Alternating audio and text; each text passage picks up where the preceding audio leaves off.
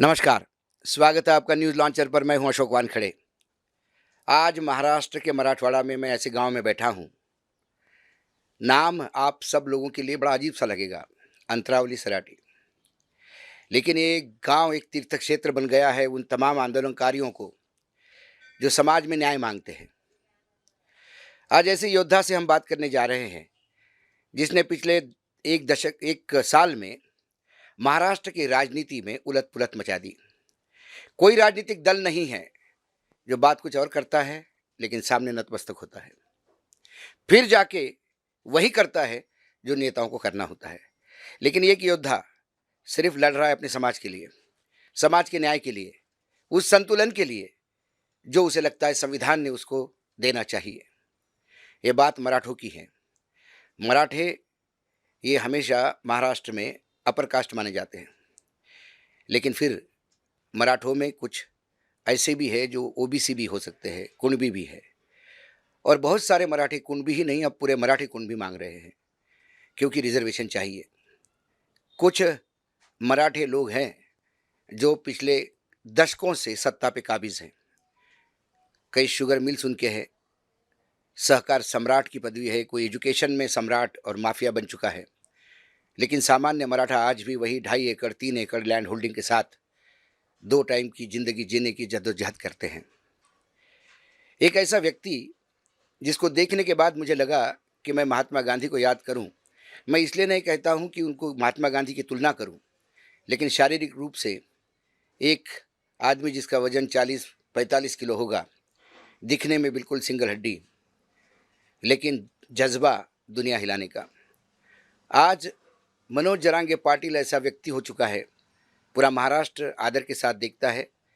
जो संघर्ष करने वाले हैं वो उनको बड़ी उम्मीद से देखते हैं।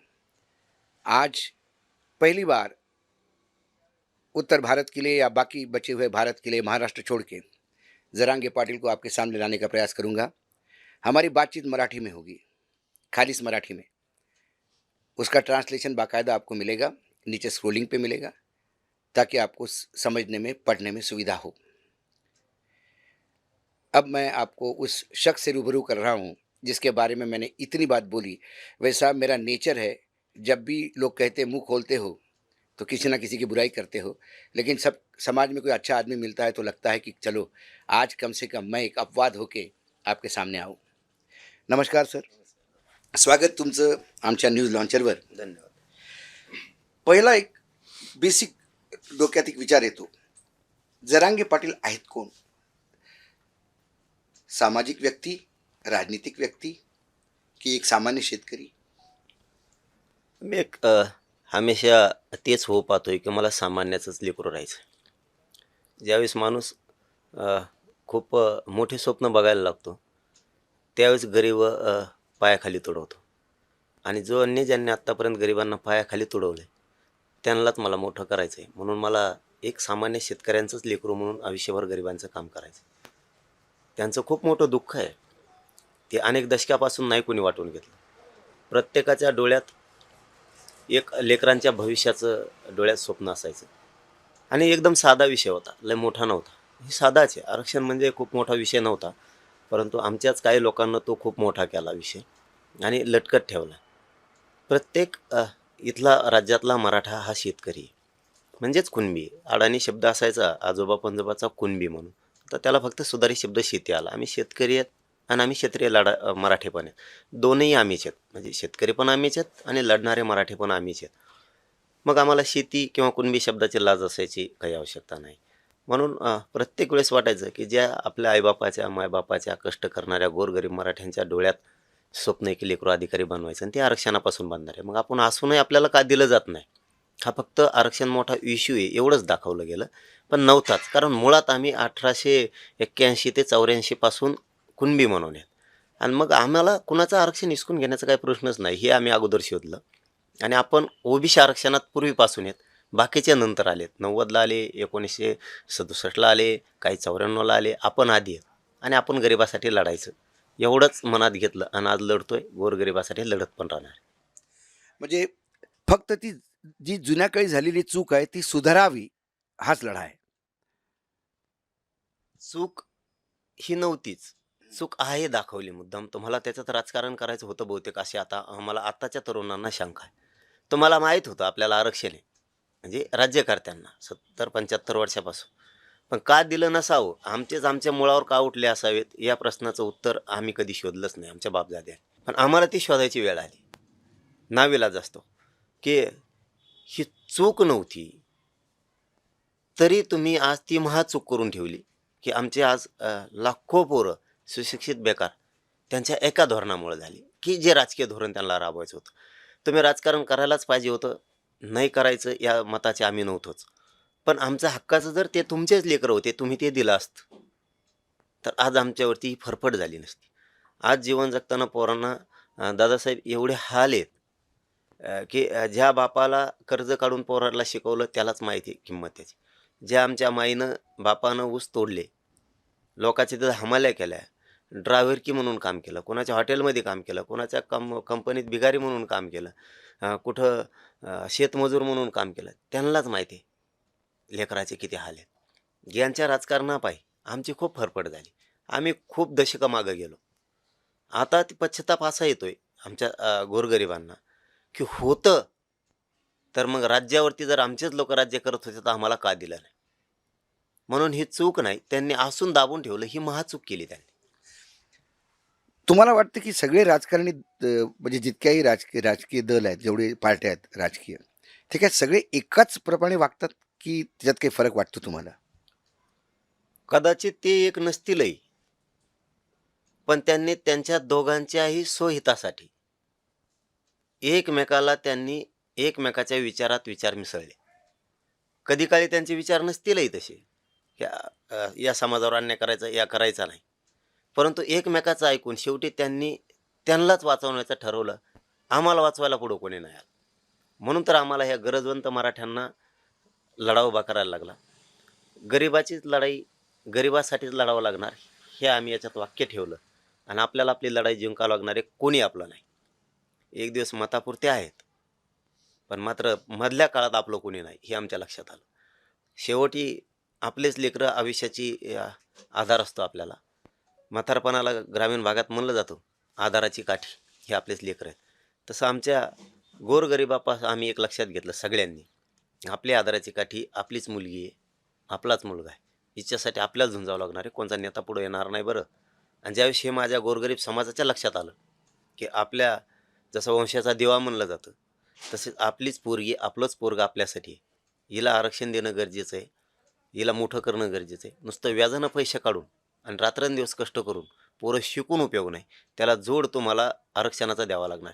जसं की सरकारनं ते नवीन नवीन काढलं, की शेतीला दुधाचा व्यवसाय असला पाहिजे जोड. तसं आरक्षण हे जरी पूर्ण अ, भविष्य बदलायला नसलं, तरी पण शिक्षणाला जोड तुम्हाला आरक्षणाचा द्यावा लागणार आहे. तर स्वप्न पूर्ण होते. हे आम्ही गरिबाने लक्षात घेतलं आणि आम्ही लढायला सुरुवात केली. कोणाचाच विचार नाही केला आम्ही, की आम्हाला मोठा नेत्या मदत करेल. आम्ही आमचं झुंजायला सुरुवात केली. राणेसारखे लोक म्हणतात, की आम्ही 96 कोळी मराठे, आम्ही कुणबी का व्हावं? ना आम्ही कोण आहेत? हमेशा अनुकूळीच आहेत ना. आमच्याही बापजाद्यांच्या पाठीवरती, छातीवरती, मानेवरती तलवारीचे घाव आहेत. आम्ही शहाण्णोकुळीचे आहेत. याच्यात कुळाचा नाही संबंध. आरक्षणाशी कुळाचा रोटीबिटी व्यवहाराशी काय संबंध आहे? तुम्ही कुठंही तुमचा रोटीबिटी व्यवहार 96शी करा, 92शी करा, 11शी करा, 12शी करा. आरक्षण ही राज्याची केंद्राची सुविधा आहे. याच्याशी त्याचा संबंध नाही. आणि राहिलाच विषय शेवटचा, तुम्ही का व्हावं? तुम्हाला कोणी व्हा म्हणलंच नाही. ज्याला व्हायचं ते होईल, ज्याला घ्यायचं तो घेईल. इथं जोर जबरदस्ती नाहीये ना. का असं घडलंय, तुमची नोंद निघाली आणि तहसीलदार पळत पळत आला आणि तो म्हणला, की हे धरा तुमचं प्रमाणपत्र कुणबीचं आणि तुमच्या गळ्यात लटकिलं. असं थोडं आहे. तुम्हाला घ्यायचं तर घ्या, नका घेऊ. ज्याला गरज आहे तो घेईल. इथं जोर जबरदस्ती नाहीये. आणि कुणबी शब्दाची काय लाज बरं? म्हणजे तिसरा मुद्दा याच्यातला. काय लाज त्याच्यात? आपले आजोबा पंजोबा दादासाहेब अडाणी होते. ते शेतीला पूर्वी कुणबी म्हणायचे. पूर्वी काय असायचं, की पोरीकडं कुठं जमवायला गेले, तर मुलीकडचे विचारायचे बापाला, तुमच्याकडं शेती किती आहे? तर त्यावेळेस मुलाकडचे सांगायचे, माझा मुलगा एकटा 15 एकर कुणबी कोरतो. कारण तो अडाणी असायचा. शेती म्हणता येत नव्हतं. आता सुधारित शब्द शेती आलाय. पूर्वी काय असायचं, की आपण वाड्याला वाडा म्हणायचो. आता हाऊस म्हणतात घराला पूर्वी. आता पहिले वाडा म्हणत नाही, आता कोणी हाऊस म्हणते त्याला. मग घरात राहायचं बंद करायचं, आता डांबरे झोपतो का? पहिले हॉटेल हॉटेल म्हणायचे, आता रेस्टॉरंट बनतात. मग का चहा प्यायचं बंद करायचं का आता? पूर्वी आपले आजोबा पंजोबा चप्पलला पायतान म्हणायचे. आता सुधारित शब्द आला चप्पल, मग घालायचं बंद करायचे का आता? बिगर चपलाच झेंडू तू का? त्याच्यात लाज काय आहे? कुणबी आपल्या आजोबा पंजोबा शब्द होता. कुणबीला सुधारित शब्द शेती आला. काय लाज? आणि तुम्हाला जर शेतीची एवढीच लाज वाटते, एकान चंद्रावर राहायला जा ना. काय राहतो त्या वावर? काय घरावर बांधलं? घर काय बांधलं शेतात? तो शेतीची काय लाज आहे? कारण क्षेत्रीय लढणारे आम्हीच आणि जमीन कसणारे पण आम्हीच. दोन्ही पण आम्हीच. क्षत्रिय मराठी पण आम्ही आणि जमीन कसणारे मराठी पण आम्हीच. त्यामुळे आम्हाला काय लाज नाही त्याची. तुम्हाला घ्यायचं तर घ्या, नाही तर घेऊ नका. हे सारखं पाहण्यात येतं की जेव्हा जेव्हा तुमचं उपोषण होतं किंवा जेव्हा आंदोलन फार अंतिम निर्णयाला जातं, तेव्हा कुठलाही सरकारमध्ये कोणी असो, ते येऊन तुमच्यासमोर बिलकुल घुटणे टेकतात आणि सांगतात की साहेब तुम्ही जे म्हणाल ते आम्ही देतो. मग कधी अध्यादेश काढतात, कधी काय काढतात. पण शेवटी जे व्हायला पाहिजे ते होत नाही. असं वाटतं काही की सारखं फसवलं जातं, या तुमच्या भोळेपणावरचा फायदा घेतात ते? हो, हे आपला शब्द सत्य आहे आणि तुम्हाला तरी मी नाही खोटं बोलणार. शक्यतो मी चॅनलच्या प्रतिनिधींना शक्यतो खोटं बोलत नाही. कारण माझा चॅनलवरती लय विश्वास आहे सगळ्याच. त्याचं कारण सांगतो की आमच्या गोरगरिबांची लढाई खूप उंचीवर त्यांनी सुद्धा नेली. त्यामुळं मी त्यांना सोडून काहीच करत नाही. मंत्री आला तरी व्यासपीठावर, साधा आला तरी व्यासपीठावर, खोलीत फालीत चल म्हणलेत मी जात नाही. ते कोपऱ्यात चल म्हणतात. म्हणलं कोपऱ्यात काय आहे? ते कानात बोलत, मी कानाफानात बोलून देत नाही त्यांना कुणाला. कारण ज्यावेळेस आम्ही मुंबईला आलो ना, त्यावेळेस अधिसूचना काढली. कारण 2012च्या कायद्यात दुरुस्ती जर करायची असली तर अधिसूचनेशिवाय पर्यायच नाही. आणि शेवटी आपण खूप मोठ्या विचाराचे माणसं आहेत. आम्ही ऐकून येत तुम्हाला वानखेडे साहेब, असं नाही आहे की आम्ही ऐकून नाही येत. आम्ही तुमचं हे सगळे बघतोय. त्यामुळे तुम्हाला लय बडबड करायची आम्हाला गरज नाही पडणार. कारण काही लोकांचं म्हणणं आहे तिथं गेल्यावर फसवलं, नामका झालं. फसवलं नाही. कारण 2012च्या कायद्यात जर दुरुस्ती करायची असली तर तुम्हाला अधिसूचना काढावीच लागणार आहे. तिथं अध्यादेश काढून उपयोग नाही, तिथं जे कसला काढून उपयोग नाही, काहीच उपयोग नाही. कारण 2000 आणि 2001च्या कायद्यानं ओबीसी आरक्षण मजबूत केलं आणि काही जाती घालायच्या होत्या म्हणून 2000चा कायदा दुरुस्त केला आणि 2012चा केला. काही उपजाती म्हणून त्याच्यात घातल्या गेल्या त्यावेळेस. मग आता आम्हाला वेगळं आरक्षण नाही पाहिजे. मी मुद्दामून तुम्हाला जास्तीचं हे सांगतोय की डायरेक्ट जे काढलं आणि दिलं तर ते टिकलं नसतं. मग 2012च्या कायदा दुरुस्ती का करायची? तर आम्हाला ओबीसीच पाहिजे. तुम्हाला वेगळं पाहिजे असतं त्यांनी अध्यादेश काढला असता, दुसरा जे काढला असता. आम्हाला वेगळं नाही पाहिजे. मग सरकारचं म्हणणं काय होतं, यांना ओबीसीच पाहिजे. आमचंही म्हणणं आहे आम्हाला ओबीसीच पाहिजे. तर वेगळं घेऊन काय उडवायचं का ते पुन्हा? मग जशा की 94ला काही जाती घातल्या, त्यावेळेस कायद्याचं दुरुस्ती केली. ओबीसी कायद्या 1967च्या कायद्यात दुरुस्ती केली आणि काही जाती घातल्या, उपजाती पोटजाती म्हणून. तसंच आम्हाला ओबीसी आरक्षणात जायचं, वेगळा जे घेऊन काय करावं? मग सरकारने ठरवलं की आता 2012च्या कायद्यात दुरुस्ती केल्याशिवाय पर्याय नाही, नसता हे सगळे मुंबईत येतील. आणि 2012च्या कायद्यात दुरुस्ती केली तर आम्ही पक्के ओबीसी आरक्षणात जात होतो. म्हणून त्यांना दुरुस्ती करण्यासाठी त्यांनी अधिसूचना काढली आणि त्याला हरकती मागितल्या. आता त्या हरकती घेऊन ते ओबीसी आरक्षणात मराठ्यांची सगळ्या सोयरीची अंमलबजावणी त्यात जाईल. म्हणजे सगळेच मराठी आता राज्यातले आरक्षणात जातील ओबीसीचे. धक्का लागायचं कारण नाही. काहीच म्हणणं होतं असं झालं, कुठं फसवणूकच केली, अमकच केलं, असं नाही. दुरुस्ती करणंच गरजेचं होतं. कारण त्यांनी खाली एक ओळ लिहिलेली त्या अधिसूचनेत, यापुढे आता 2012चा कायदा म्हणण्याऐवजी आता यापुढे या कायद्याला 2024 कायदा असं म्हणावे. सोपं सोपं आहे. नाही, आता ती अधिसूचना निघाली असं तुम्ही म्हणता. त्यानंतर तुम्हाला तिथं फसवणूक झाली. किती किती दिवस तुम्हाला वाटतं की आता हे आरक्षणाचं म्हणजे कुणबीमध्ये सगळं हे जी 2024चा कायदा आता कधीपासून लागू होणार? काही डेडलाईन वगैरे काही सांगितली का त्यांनी? त्यांनी खरं शेवटी त्याच्यानंतर 2-3 महिन्यातच करणं आवश्यक होतं. कारण हरकतीची छाननी करणं एवढा काही विषय मोठा नाही. आणि याच्या पलीकडं राज्य सरकारच्या हातात आहे. हरकतीला किती महत्त्व द्यायचं आणि किती नाही द्यायचं. तसं पाहिलं तर मग सगळ्यावरच हरकती आलेल्या आहेत. इथून पाठीमागचे कोणतेही मॅटर घ्या तुम्ही, असे शेकडो मी उदाहरणं देईल सरकारला पाहिजे असले तर. कारण ते आम्ही आणून पण ठेवलेत की बघत सुद्धा नाही, काही गरज नाही. प्रत्येकाच्यावर हरकती होत्या, त्यांनी मान्य केलं. पण आमच्याच याच्यावरती जाणून बुजून हरकतीची छाननी केली गेली नाही, बघितलं गेलं नाही आणि सगळ्या बघायची गरज नव्हती. तरी 6 लाख का काय बघितल्यात त्यांनी. तरी पण शंभूराजे साहेबांनीच त्यावेळेस सांगितलं की 6 लाख जवळपास आम्ही बघितल्यात. आणि मग किती बघात आणखी, गरजच नव्हती. पण त्यांनी मुद्दामच ते टांगूनच ठेवलं. हे मात्र आमचे त्यांच्यावरती शंकाच आहे. त्यांनी टांगून ठेवलं. पण 25 जानेवारीला आता आम्ही ते सगळं घेणार आहे. 25 जानेवारीला तुमचं ते उपोषण सुरू होणार आहे. हे पुन्हा आमरण उपोषण. आमरणाचं उपोषण. तुमची तब्येत म्हणजे एक व्यक्तिगत, मी तुमचा चाहता आहे म्हणून विचारतो, हा माझा व्यक्तिगत प्रश्न आहे. तुमची तब्येत आणि ही सगळी गोष्ट. नाविलाज आहे दादा माझा त्याला. मला किती वेदना आहेत मीही तुम्हाला आज माणूस म्हणून सांगेन. कारण मी आधीच म्हणलो, तुम्ही तरी आत्ता म्हणलात, मी याच्या आधीच म्हणलं की आम्ही तुम्हाला इतकं मानतो की आम्ही तुमचं बघतो सुद्धा. पण माझा नाविलाज आहे. मला किती वेदना आहेत ना, हे माझ्या पोराला माहिती. रोज मला आता उतरायचं म्हणलं ना, आता 2 जण लागणार. म्हणजे खाली नुसतं उभं राहायला आता इतक्या वेळ बसलं की. पुढे व्यासपीठावर 4-2 पायऱ्या बी मला चढायच्या उतरायच्या असल्या तरी मला उतरता येत नाही, चढता येत नाही. मला खूप वेदना आहेत त्या. कारण शरीरात माझ्या काही राहिलेलं नाही. पण माझ्या वेदनेपेक्षा माझ्या समाजाच्या लेकराच्या वेदना मला झोपू नाही देत आणि बसू पण देत नाही. काय असतं बघा, शेवटी अशी घरात माय नाही ही की तिला वाटत नाही माझी पोरगी मोठी होऊ नये. 1% जर लेकरू उकरलं ना, जनावरा ढोरासारखं रडत येतं ते घरापर्यंत. आणि जे बापानं आईनं स्वप्न बघितलेलं असतं की माझं लेकरू अधिकारी झालं पाहिजे, मात्र ते स्वप्न चिराग रांगोळी आईबापाच्या पण होती आणि त्या पोरीच्या सुद्धा होती आणि त्या पोराच्या सुद्धा होती. मला नाही बघवत ते. शेवटी एखाद्या लेकरा त्या करणं. आपण जन्मलो कशासाठी? की आपण खाऊन जगायसाठी नाही आलो. खाऊन तर कोणी पण जगू शकतो. आपण या समाजाचं देणं लागतो. आपण काहीतरी केलं पाहिजे जीवनात. माझं नुसतं 4 लेकरं कुटुंब सुखी ठेवण्यासाठी मी नाही जगू शकत. माझा करोडो समाजाचे लेकरं का सुखी राहू नये? कारण मला त्या वेदनांना नाही बघवत. कारण ते हाल मी शेतीतून आलोय. माझे बापदाते सगळे मराठी शेतातून आलेत. किती राबावं लागतं रात्रंदिवस ना. हे त्या बापाला नाईलाज माहीत असतं. किती खेट्या माराव्या लागतात. लोकांची उंबरे किती झिजावं लागते. 10,000 जर शिक्षणाला कमी पडलेत. हे आमच्या मायबाप गरिबांनी बघितलेलं आहे. पण शेवटी इतकं कष्ट करून, जमिनी घाण ठेवून, उस तोडून, लोकांची जर सालं धरून, हमाल्या करून जर लेकरू अधिकारीच बनणार नसलं, तर ते बाप हे दुःख कोणालाच नाही सांगू शकत.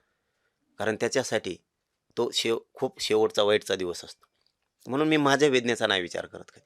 मला वेदना झाल्या तरी चालेल, पण मी माझ्या समाजाला न्यायचं देणार आहे. शेवटी मी मनच बदलून टाकली दादासाहेब, की लाख मेले तरी चालते, पण लाखाचा पोशिंदा जगला पाहिजे. ही मन बदलेली मी. लाख मारून काय करायचं? एक मेला तरी चालेल, पण माझे करोडो मराठ्यांचे लेकरं आनंदात जगले पाहिजे. अहो माझा मराठ्यांचा अधिकारी असू द्या एखादा, तो जर एकदा त्या खुर्चीवर नोकरीला लागला आणि त्या बसला, तर रिटायर होस तर त्याच खुर्चीवर आहे. का बरं बढती होत नाही आमची? मागून येऊन लांब जातात. आमच्या कुठल्याच अधिकाऱ्यांना केंद्रीय कॉलेज मिळत नाही. का बरं असं काय केलं आम्ही तुमचं? तुम्ही का भेद आणता लेकरात? ओबीसी मराठा कशामुळे भेद आणता? तुमचं लेकरू ते आमचं आहे. जातीवादाचा कुठं प्रश्न आहे? तुम्हाला वाटत नाही माझ्या नोकरदार मराठ्यांना सुद्धा एक पै ते मागं साचून ठेवतो. जरी नोकरी करतो ना, 1-1 रुपया साचून ठेवतो त्या लेकराच्या शिक्षणासाठी.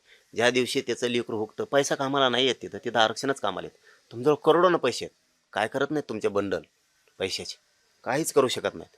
लेकरू तुमच्या डोळ्या देखता MBBSला न लागलेलं तुम्हाला दिसल.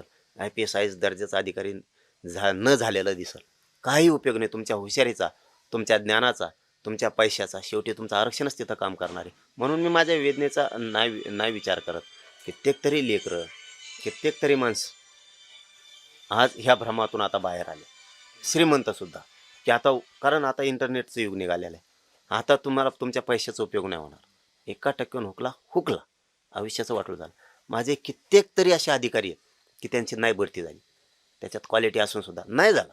त्याच जागेवरती फेविकॉल चिटकेलेला असल्यासारखं त्याच खुर्चीवर आहे कायमचं. का बरं?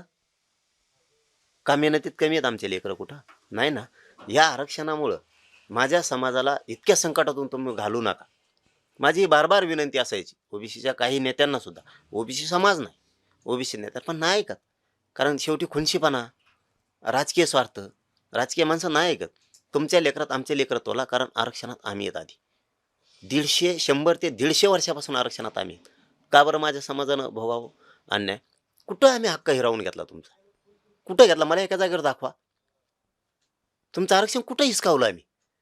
जर 80-81 पासून आम्ही असू, तुम्ही आत्ता 67ला आलात आरक्षणात. एका जी-आरवरती आहेत तुम्ही फक्त. त्याच्यानंतर 90ला आलात तुम्ही मंडल कमिशननं 90-89ला तुम्हाला आरक्षणात घातलं. आम्ही आधीच आहेत ना. का काढलं असेल मंडळनं आम्हाला? या प्रश्नाचं उत्तर कोण देणार आम्हाला? आमच्या गोरगरीब मराठ्यांच्या लेकराचे मुडदे पडले. आम्ही नुसते कष्टच करायचे. आम्ही स्वप्न नाही बघायचं. का बरं मंडळनं बाहेर काढलं असेल आम्हाला? याचं उत्तर कोण देणार आहे आम्हाला? कोणी नाही. तुम्हाला असं वाटत नाही की तुमच्या या आंदोलनामुळे महाराष्ट्रातल्या राजकारणात बराच बदल झाला आणि ज्या लोकांचा स्वार्थ याच्यात हिट होत होता, म्हणजे स्वार्थ ज्याचा त्रास होत होता ज्या लोकांना, त्यांनी एक नवीन तुमच्या विरुद्ध मुवमेंट ओबीसीची सुरू केली, असं तुम्हाला वाटतं का? ती करायला तर नकोच होती. जर आपण एकमेकाला भाऊच मानतो, लहान मोठेच मानतो, आपल्याला जर जातीभेद होऊच द्यायचा नाही, तर का बरं तुम्ही असा विचार केला नाही एकदा, की तुम्हाला ज्यावेळेस आरक्षण दिलं गेलं, त्यावेळेस कोणत्या मराठ्यांनी विरोध केला? हे का बरं तुम्ही मागं ओबीसीचे नेते वळून बघत नाहीत? ओबीसी समाज नाही म्हणणार मी. ओबीसी समाजाला वाटतं गरीब मराठ्यांचं, लेकरांचं कल्याण झालं पाहिजे. हे मी जाहीरपणानं सांगतो आणि हे खरंच आहे. कोणी कितीही नाही म्हणू दे तिकडं मीडियाच्या बांधवात, पण मी सांगतो, की ज्यावेळेस ओबीसीला आरक्षण दिलं गेलं, कोणत्या मराठ्यांनी विरोध केला? एका पण नाही. आज आमच्यावरती वाईट वेळ आली. आम्ही दुःखातून चाललोय, आम्ही संकटातून चाललोय. आमच्या लेकीबाळीच्या डोळ्यात पाणी आहे. का पुसायला पुढे येत नाहीत तुम्ही? तुमच्या लेकराच्या डोळ्यातलं पाणी पुसलं नाही आम्ही? तुमचं संकट आमच्या अंगावरती घेतलं नाही आमच्या बापदाद्याने? आमच्या छातीचा कोट आमच्या बापदाद्याने अगोदर तुमच्यासाठी केला. आमच्या स्वतःच्या लेकराला दूर ठेवलं, पण तुमच्या लेकराचे अश्रू पुसले. किती उदाहरणं द्यायचे तुम्हाला? आज आमच्यावरती वेळ आली, तर तुम्ही धावून यायला पाहिजे होतं सगळ्यांनी. चला रे बाजू सरका. मराठ्यांच्या लेकरांनी काय केलं आपल्याला? आपल्या लेकराप्रमाणेच अजिबात विरोध नाही करायचा. द्यायचं आरक्षण त्यांना. कारण तुमची प्रॉपर्टी नाही मागत आम्ही. आमचा हक्क मागत होतो आम्ही. याच्यात पण तुम्ही राजकारण केलं. त्याच्यात पण तुम्ही विरोध केला आणि दुही निर्माण केली एवढ्या मोठ्या दोन समुदायात, मराठ्यात आणि ओबीसीत. हे नाही पटलं गोरगरीब ओबीसीला सुद्धा. जे नेता पाटील साहेब, प्रॉब्लेम काय माहिती आहे का, जे नेता लढतायत त्यांची मुलं आरक्षणाच्या फार वर गेलेले आहेत. इतका भ्रष्टाचाराचा पैसा आहे लोकांकडे की त्यांच्या मुलांना ना आरक्षणाची गरज आहे, ना त्यांच्या मुलांना डिग्र्या विकत घेतात ते, त्यांना ते शिकण्याची गरज नाही आहे. प्रश्न ऑर्डिनरी ओबीसीचा आहे, जो ओबीसी सामान्य माणूस जगतोय त्याला विरोध नाही, त्याचा विरोध नाही कोणाला, फक्त नेत्यांचा विरोध आहे. आता हे जे बीडमध्ये प्रकरण झालं, सॉरी बीड म्हणतो, याच्यामध्ये ती आपलं देशमुखांची जी हत्या झाली, मसस, तर त्यावर तुमची जी रिॲक्शन होती काय, त्या रिॲक्शनला सुद्धा लोक राजकारण म्हणतात? आता काय करावं ह्या नवीन संस्काराला, नवीन विचाराला, नवीन पायंड्याला काय करावं? ज्यावेळेस इथून पाठीमागं खुनं झाले, त्यावेळेस मराठ्यांनी कधी आरोपीच्या बाजूने मोर्चा काढला? एखादं उदाहरण असेल तर सांगा म्हणा जरा आम्हाला. कारण बहुतेक आमच्यातही गुंड असतील, मला माहीत नाही, पण असतील. गुंड जर एखादा जेलला गेला तर लोकांनी काय गुंडाच्या बाजूने मोर्चे नाही काढले? जातीचं जरी असला तरी. मस्साजोगचा एक आदर्श सरपंच आहे आणि सरकार पक्षाचा. इतका इमानदार मुलगा होता तो, की आजही मामाच्या घरात राहतो तो. स्वतःचं घर नाही त्यांना कसलं. आणि तुम्ही गुंडगिरीनं पैसे मागताय. तिथल्या एका दलिताच्या मुलाला मारलं गेलं म्हणून हा सरपंच संतोष भाया ते वाद मिटवायला गेले. तर ते पैशासाठी, त्या खंडणीसाठी तुम्ही सरपंचाचाच खून केला.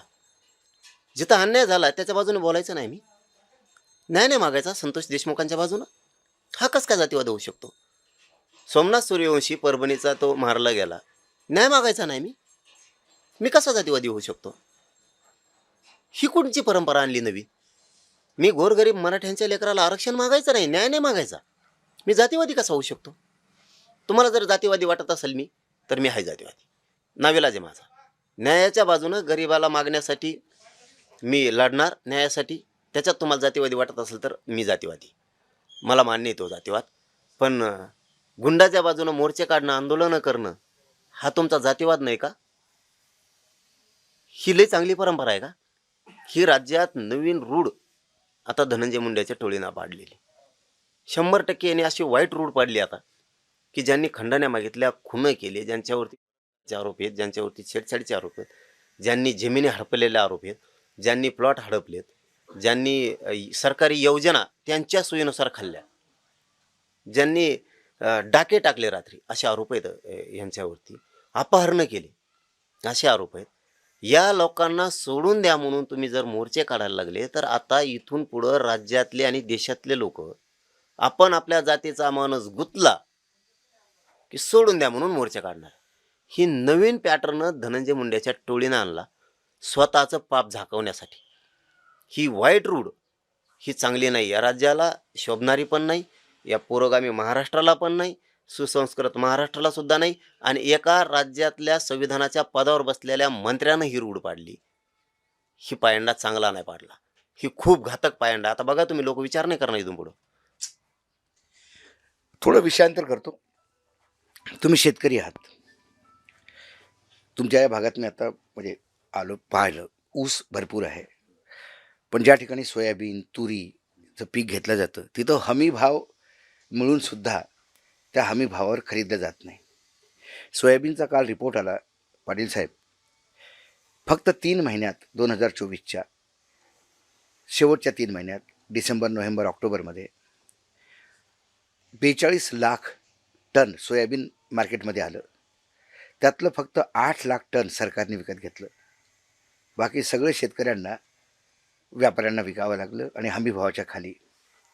हमीभावाचा कायदा व्हावा म्हणून पंजाबमध्ये मोठं एक आंदोलन आणि उपोषण चालू आहे. त्याबद्दल तुमचे काय विचार आहेत? व्हायलाच पाहिजे, कायदा व्हायला पाहिजे, आणि त्या उपोषणात सुद्धा जाहीर पाठिंबा. आज आपल्या माध्यमातून माहीत झालं, शेतकऱ्यांसाठी आपण हा विषय काढा, तुमचे खरं मनापासून धन्यवाद.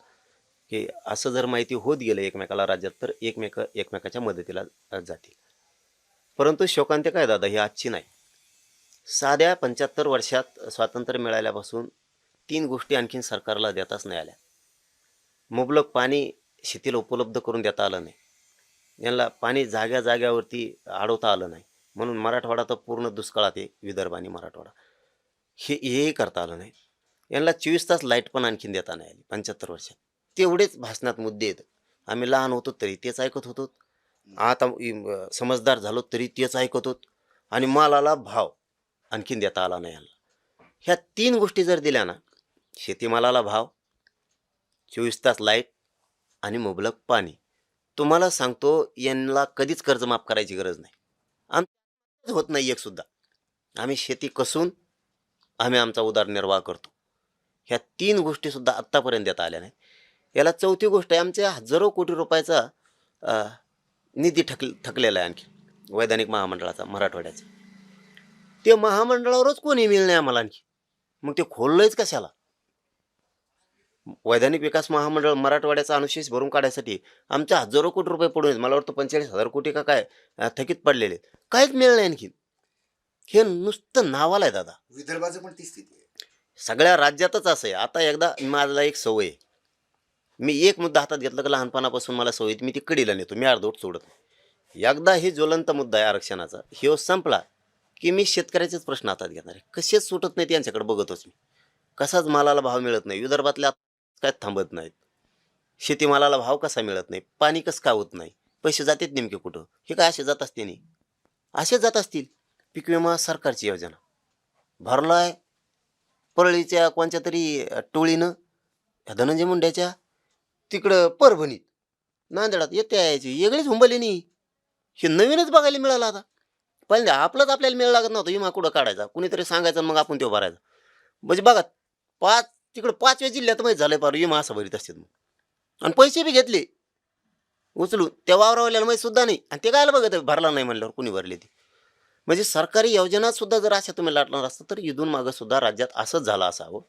शेतकऱ्याला काही योजना आल्या की यांनीच खायच्या, काही पैसे आले तिकडंच खायचे. आता ना आम्हाला आमची गरज आहे. किती नेते शेतकऱ्याच्या बाजूने बोलू द्या, किती नेते मराठ्याच्या बाजूने बोलू द्या, हे येते थोड्या दिवस आरडते बोंबलते फुटून जाणार पुन्हा बाजूला. हे आम्हाला पक्का माहिती आहे गरीबाला. हे त्यांच्या स्वार्थापुरती येणार, आरडणार ओरडणार, हे निघून जाणार. पण मी पक्का आहे, मी फुटतच नाही. मी शेतकऱ्याच्या बाजूने पक्का राहणार, दलित मुस्लिमाच्या आरक्षणासाठी पक्का राहणार, मायक्रो ओबीसीचा वेगळा प्रवर्ग करायचा त्यांच्या बाजूने मी पक्का राहणार. मी जातीवाद नाही करणार, मी पक्का आहे, मी नाही फुटत, मी कधीच जातीवाद नाही करत. मैं आखिर में एक हिंदी में जैसा भी आपको बोलना हो, उन पंजाब के किसानों के लिए एक अपील, क्योंकि जो किसान तो वो अब आमरण अनशन कर रहा है, 50 दिन हो गए, कैंसर से व्यथित है, और अब डॉक्टर ने हाथ ऊपर कर दिए कि अब नहीं बचेगा। उसने कहा कि मैं चला जाऊंगा, कोई फर्क नहीं पड़ता, लेकिन वो कुछ मांग नहीं रहा है पाटिल साहब। प्रधानमंत्री नरेंद्र मोदी जब मुख्यमंत्री थे गुजरात के, तब उन्होंने मनमोहन सिंह को एक पत्र लिखा था, और उस पत्र में कहा था कि किसान को एमएसपी दे रहे हो, उसका कानून बनाओ, तभी किसानों का भला होगा। आज वो खुद प्रधानमंत्री बने हैं, वो कहता है कि जो पत्र आपने लिखा उसी पे अलम करो, उसी को लागू करो। तो आपको उन किसानों के लिए क्या संदेश देना चाहते हैं? वानखडे साहेबांनी सांगितलेला मुद्दा खूप महत्त्वाचा आहे. मी हात जोडून विनंती करतो त्या बांधवांना, खरंच जर तब्येत खराब असेल तर अ, तुमची काळजी घ्या. आम्ही तुमच्या सोबत आहेत. आपण सांगितलंय म्हणून माझ्या अंगाला काटा आला. कारण मी भावनिक माणूस आहे. मी माणुसकी जाणतो जातीपेक्षा जास्त. माणुसकी धर्माला खूप मानतो. तुम्ही काळजी घ्या तुमची. आम्ही सोबत आहेत. जर वेळ असेलच तर आम्ही सुद्धा तुमच्याकडं तातडीनं प्रत्यक्ष भेटून पाठिंबा देऊ वानखेडे साहेबांच्या शब्दावरती. मला माहीत नव्हतं आत्तापर्यंत की तिकडं उपोषण सुरू आहे आणि इतकी तब्येत खराब झाली त्यांची. तर तुम्ही काळजी घ्या. मला प्लीज हिंदीत जास्त लय बोलता येत नाही. म्हणून गलत संदेश जाईल एखाद्या नाही, शब्दाचा नाही, त्या नाही, राज्यात, बोला, म्हणून त्याला मी पण मी हे करतो. मराठीतच त्यांना थोडंसं विनंती हिंदीत करतो 2 आणि शब्द जरी बोलले तरी त्यांना बरं वाटेल. सरकारलाही सांगतो की बाबा दखल घ्या. केंद्र सरकारला सुद्धा बिथरू देऊ नका लोकांना. जर पंजाब, गुजरात, महाराष्ट्र, राजस्थान, उत्तर प्रदेश, हरियाणा, दिल्ली हे जर एकत्र झाले तर पाळताभुई कमी होईल मग. तुम्ही त्या उपोषणाची दखल घ्या. नाविलाजाने या सगळ्या राज्यांना दिल्लीकडे यायची वेळ येऊ देऊ नका. हे मोदी साहेबांना सुद्धा माझं आग्रहाचं सांगणं आहे आपल्या माध्यमातून की ही वेळ नका येऊ देऊ. नसता नाविलाज असतो. तर इकडच्या पट्ट्यातले सगळे जर राज्य एकत्र झाले तर हे सगळे दिल्लीत येऊन तुम्हाला सळोकी-पळो करू शकतात. आणि मी जर एकदा बोललो तर माझा रूलच वेगळा आहे. मग मी हटत नाही. पण त्या बांधवांनी खरंच उपोषण जर ह्या टोकाला गेलं असेल, डॉक्टर जर म्हणत असतील वाचूच शकत नाही, तर प्लीज माझे हात जोडून विनंती आपण लढून पुन्हा प्रश्न मिळवू. आपले मार्गी काढू शेतकरी बांधवांचे देशातल्या. पण आपण काळजी घ्या ही विनंती आहे त्यांना. धन्यवाद. तुम्ही बराच वेळ दिला, बऱ्याच गोष्टीवर तुम्ही प्रकाश टाकला. ये थे मनोज जरांगे पाटिल, जिनके मैं बात कर रहा था। उनसे बात करने के बाद, सुनने के बाद तो आपको लगा होगा, लेकिन आज एक नई बात, पंजाब में जो किसान आज एमएसपी के कानून के लिए लड़ रहे हैं, एक और समर्थन महाराष्ट्र से मनोज जरांगे पाटिल का। उन्होंने कहा जहाँ अन्याय है वहाँ मैं साथ हूँ। उन्होंने आदरणीय प्रधानमंत्री नरेंद्र मोदी जी से गुजारिश की कि कृपा करके हमारी बातों को सुनिए, किसानों की बातों को सुनिए, मजबूर मत कीजिए, क्योंकि आंदोलन कोई करना नहीं चाहता। आंदोलन ही हमेशा मजबूरी में होता है। आज इनसे बात करने के बाद वाकई लगा कि राजनीति से हटके समाज कारण के लिए, समाज के लिए कोई करना चाहता है। आज हम भी हमारे दर्शकों की तरफ से मनोज जरांगे पाटिल को एक रिक्वेस्ट करते हैं, आप आमरण अनशन जरूर कीजिए, लेकिन आपकी ज़रूरत समाज को है। आप अपने हेल्थ का, अपने प्रकृति का ख्याल रखिए। इसी के साथ मैं विदा लेता हूँ। फिर मिलते हैं किसी नए इशू के साथ। तब तक के लिए नमस्कार। देखते रहिएगा न्यूज़ लॉन्चर।